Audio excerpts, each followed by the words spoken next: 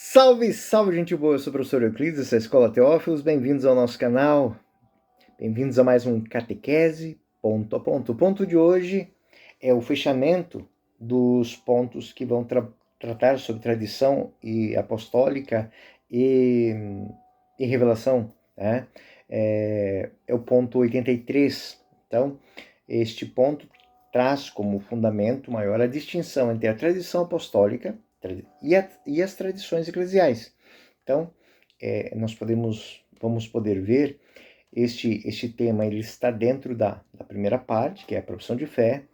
Eu creio, nós cremos a primeira sessão, o encontro de Deus com o homem, artigo 2, a transmissão da revelação, e vai falar da tradição apostólica e as tradições eclesiais. O ponto 83 é um ponto para os padrões do Catecismo da Igreja Católica, um ponto bem extenso. E ele vai falar o seguinte: a tradição de que falamos aqui é a que vem dos apóstolos. Ela transmite o que esses receberam do ensino e do exemplo de Jesus e aprenderam pelo Espírito Santo. De fato, a primeira geração de cristãos não tinha ainda o Novo Testamento escrito.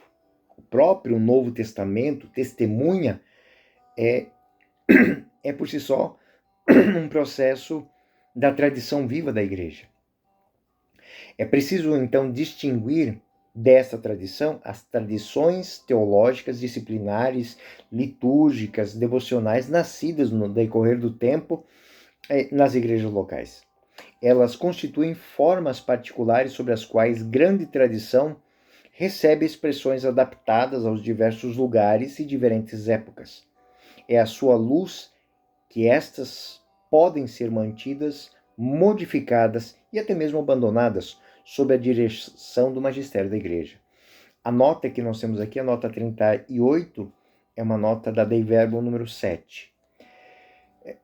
Em síntese, do que fala o ponto 83 do Catecismo? Bom, ele aborda a distinção que deve ser feita entre a tradição apostólica, ou seja, o depósito da fé, que os apóstolos ouviram de Cristo e receberam de Cristo, e as tradições eclesiais, as tradições da Igreja, nas suas manifestações dentro das culturas, fundamentando-se nos ensinamentos do Concílio Vaticano II e na Constituição Dogmática Dei Verbum, que vão dar essa dinâmica. Ou seja, o Concílio Vaticano II ele é responsável por uma grande reforma na Igreja, uma reforma litúrgica, até mesmo uma reforma na maneira de fazer igreja, de fazer evangelização. Não porque estivéssemos perdidos, não, para se adaptar ao tempo. Esse é o tema essencial para compreender que a revelação divina ela se mantém preservada, interpretada e transmitida ao longo dos séculos, independentemente do ambiente eclesial no qual ela se instaura. Tradição apostólica como transmissão da revelação. Esse é o primeiro ponto que eu gostaria de salientar aqui. A tradição apostólica refere-se ao depósito da fé confiada em Jesus Cristo aos apóstolos, transmitido de geração nesta continuidade de bispo a bispo, de papa a papa. As gerações seguintes, elas são tocadas e são movimentadas por meio da pregação da vida do magistério. A Dei Verbum diz o seguinte no ponto 9: a Sagrada Tradição e a Sagrada Escritura estão intimamente unidas e comunicam entre si. Então, essa tradição não é apenas transmissão de palavras ou de doutrinas, mas é também uma vida de comunhão com Deus, vivida e exemplificada nas igrejas, desde a igreja de Jerusalém, das igrejas da Decápole, das igrejas das primeiras comunidades, as igrejas primitivas. A Bíblia, especialmente o Novo Testamento, ele por si só também é fruto dessa tradição viva, porque os apóstolos não tinham a Sagrada Escritura, não tinham o Novo Testamento. Mateus, João, Marcos, Lucas, ou seja, membros dessa comunidade, apóstolos, eles foram construindo isso. Paulo, Pedro, Tiago, João, todos estes homens, eles construíram esse depósito da fé, as palavras de Cristo, né? Os Atos dos Apóstolos escritos por Lucas, né? Tudo isso foi inspirado pelo Espírito Santo. Mas ele parte do quê? Ele reflete a experiência e o ensinamento oral dos apóstolos sobre a inspiração do Espírito Santo. Um texto para a gente ler, 2 Timóteo 3:16, né? Onde deixa bem claro que Cristo nada escreveu diretamente. Ele confiou seus ensinamentos aos apóstolos para que fossem vividos e proclamados. Muito, muito interessante a cena em que Tiago e João vão até Jesus, né? E é tu o Messias, né? Onde moras? A resposta de Jesus é fabulosa. Vinde e vede. Então, por aí, nós vamos ver que é uma experiência que se faz, tanto do Evangelho quanto da tradição. Então, senhores catequistas, né? Pais de catequizandos, povo de Deus, lembremos-nos sempre que a palavra que está ali diante de nós, ela tem que ser colhida, ela tem que ser lida, compreendida, mas acima de tudo, ela tem que ser vivida, ela tem que ser experimentada. Eu digo que Deus habita, Deus vive na palavra de Deus. Então, é o mesmo convite de Jesus, vinde e vede, faz a experiência dessa palavra. Um teólogo católico chamado Yves Congar, numa obra chamada Tradition and Traditions, ou seja, a tradição entre as tradições, ele descreve a tradição como uma memória viva da igreja, na qual o Espírito Santo assegura a continuidade do Evangelho. As tradições eclesiais, ou seja, as tradições das igrejas particulares, ela tem uma distinção da tradição apostólica, mas elas também têm uma consonância. Ou seja, as tradições teológicas, disciplinares, litúrgicas, devocionais, elas nascem dentro sempre de contextos culturais. A pastoral também, isso está ligado a cada época.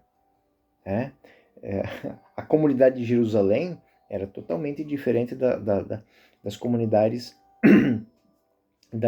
da região onde que habitavam os gregos. Então, essas adaptações que as comunidades vão fazendo, elas expressam a vivência da grande tradição, mas elas não são imutáveis, elas vão se adaptando com o tempo. Nós, aqui no Brasil, podemos dizer assim, nós viemos de uma realidade rural e hoje estamos migrando para uma realidade urbana, ou seja, as comunidades rurais eram grandes, os grandes aglomerados em volta de cana-de-açúcar, café, algumas regiões a mineração, outras regiões o gado, erva mate, os ciclos que tiveram, formaram comunidades que têm uma cultura específica, Então, ali dentro você tem festas específicas, você tem devoções específicas. Se você for para as comunidades que têm ligação de pescadores, ligação com o mar, você vai ver que as tradições também litúrgicas, elas enfatizam certas, Nossa Senhora dos Navegantes, padroeiras de cidades, digamos, portuárias. Agora você vai para regiões onde que a agricultura é forte, você vai ter São João, Santo Antônio, e as festas vão estar dentro dessa lógica também.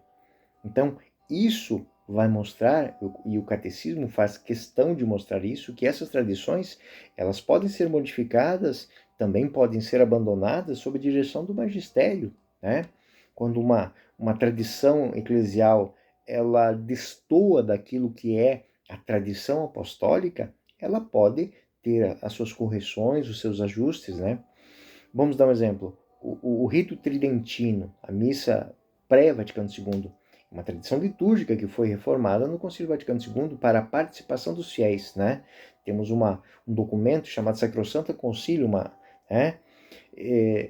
mas por quê? Porque não era bom? Não, é porque não estava tão adaptado à realidade atual.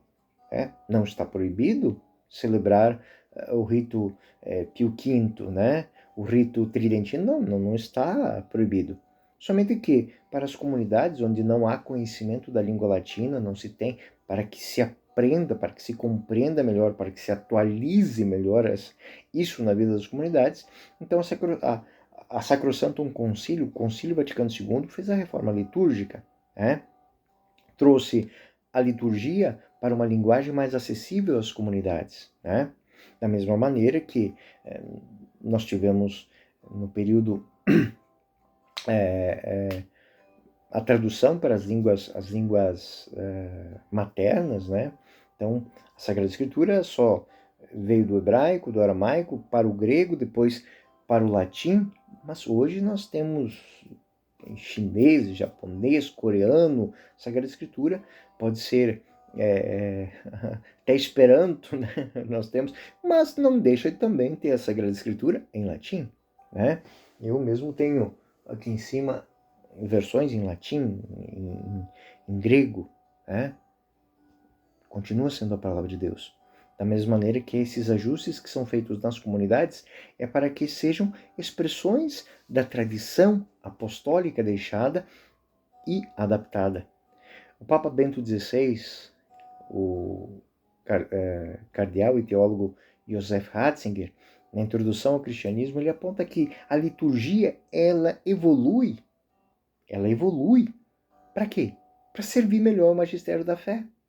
O ministério da fé é servido pela evolução da liturgia, para que não tenhamos saltos e nem percamos a sensibilidade litúrgica, né?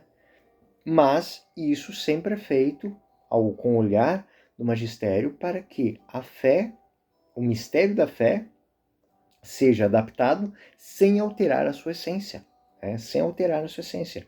Então, aqui um ponto muito importante, o papel do magistério na interpretação da tradição e das escrituras. O magistério é o único intérprete autorizado da revelação divina.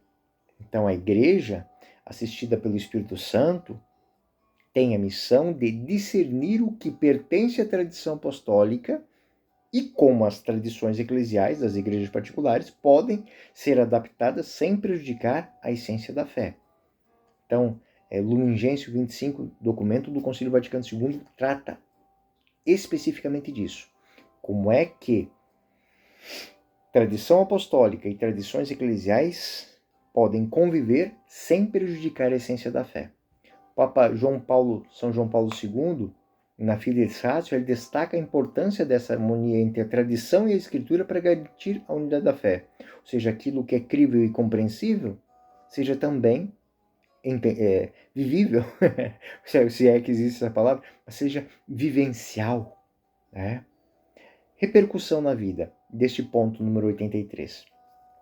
A distinção entre tradição apostólica e tradições eclesiais, ele vai impactar muito na liturgia, na catequese e na espiritualidade. Por quê?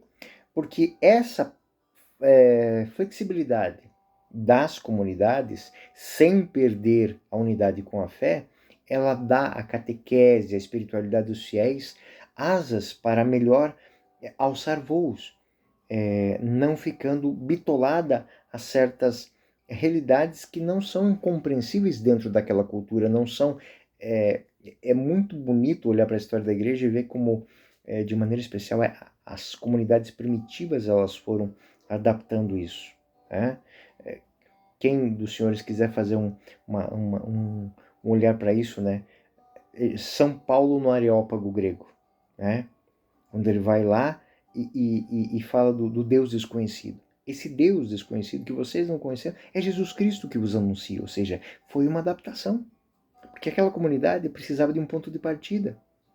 Dos anseios que tinham os sonhos, ele toma aquilo, adapta e coloca Jesus Cristo. Ele falseou com Jesus Cristo? Não, era desconhecido, então ele deu a conhecer, ele ocupou aquele espaço. Então essa adaptação ela é muito interessante.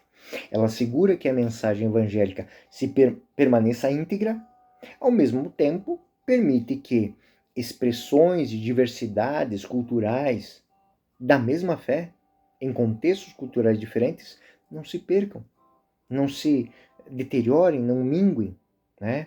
E também não se crie barreiras para que aquela palavra chegue, que aquele ensinamento chegue, que aquela vivência chegue, que aquela celebração possa ser vivida e compreendida, né? Então, este é o cerne do ponto 83, que do ponto 80 e ao ponto 83, nós trabalhamos dessa relação entre tradição e revelação. Aqui demos um passo a mais. E os próximos números que vamos ter aí para frente vão trabalhar mais essas relações da tradição, das tradições eclesiais, né? Como entendê-las, como compreendê-las. Bom, gente boa, este foi mais... Eu sou o professor Euclides, essa é a Escola Teófilos, e esse foi mais um Catequese Ponto a Ponto. Fiquem com Deus, até o próximo ponto.